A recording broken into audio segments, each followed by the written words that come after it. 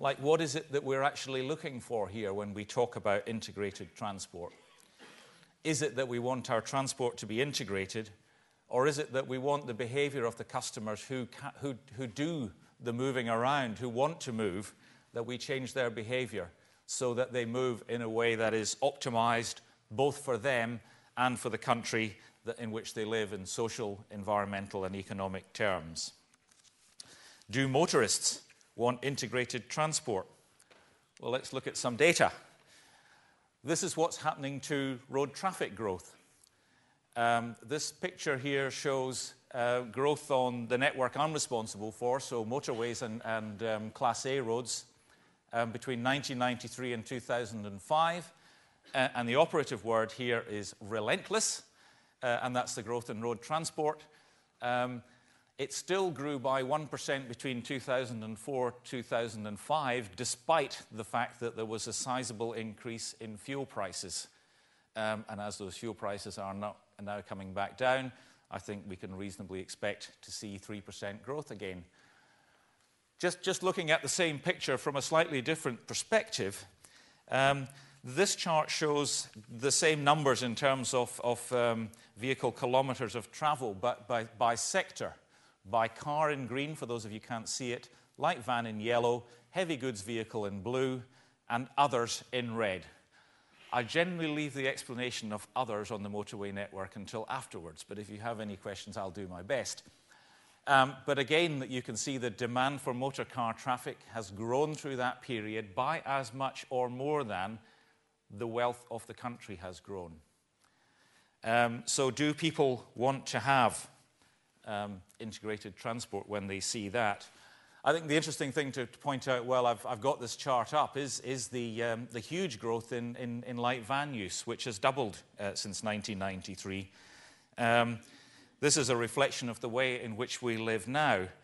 I think it reflects the fact that we buy more goods direct from the internet, for example, that we demand more service. But the size of the growth is such that the only way I've really been able to explain it is that all plumbers in this country live in Kirkwall. You cannot otherwise explain the number of kilometres the white van man is doing, the time it takes for him to get to your problem, and what it costs you when you get there. But looking forward,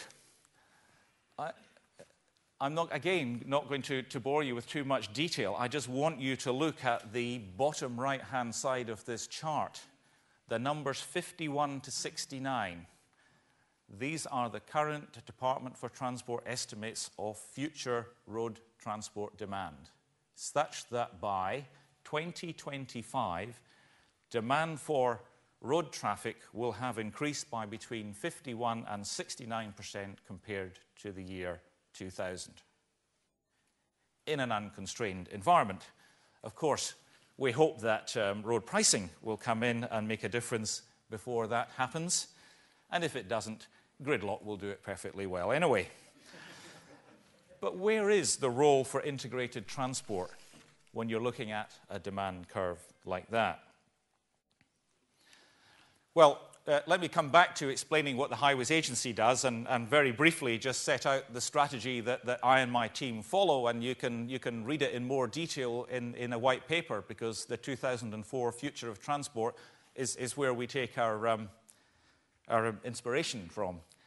The three tenets of my strategy are the ones with the blue bullets, managing traffic but recognizing we can't build our way out of congestion, improving road safety, and protecting and enhancing the environment. And I'm only going to talk here about the first of those with three further bullet points, which basically summarize the strategy. We have a roads program of coming on for £1.5 billion a year of new spend, but it's not building new road channels. It is tackling the worst bottlenecks on the network, including bypasses of towns which are badly affected by traffic, including junction improvements, and including, as you can now see it as you move around the country, a quite significant program to widen the most congested parts of the motorway network.